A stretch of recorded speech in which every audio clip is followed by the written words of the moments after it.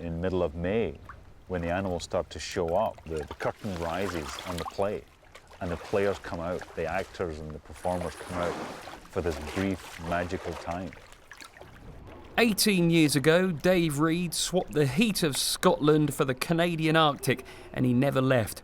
Today, from his home in Pond Inlet, he shares this unique part of the planet with the rest of the world.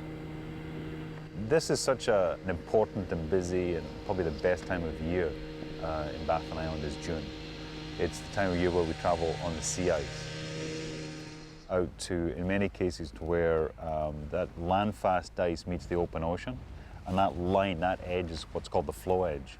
Because of the constant daylight, there's a lot of algae grows underneath the ice, so there's fish that feed on that, and the seals feed on that, the polar bears feed on the seals, so the whole food chain comes together. So we have people that have spent, their childhood dreaming of seeing a polar bear. They've dreamt of standing on an iceberg. When we go to the flow edge, we put hydrophones in the water. What is incredible for me is when they put the headset on and they listen. There's whales, there's seals, there's bowheads, there's narwhals, and they're all chit-chatting away to each other.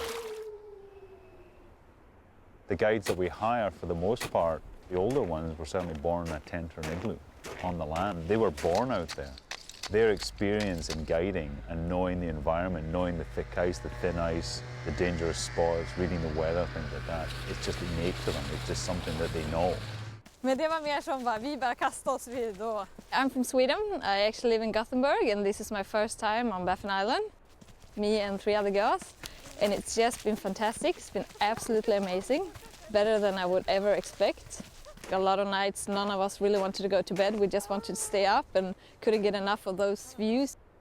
Comparatively speaking, the number of people that come here, it's a tiny, tiny number of people.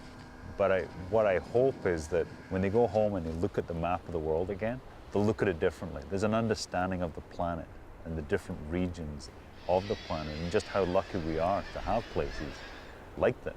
If that happens, and I like to think it happens most times, then yeah, I think I've done a good job.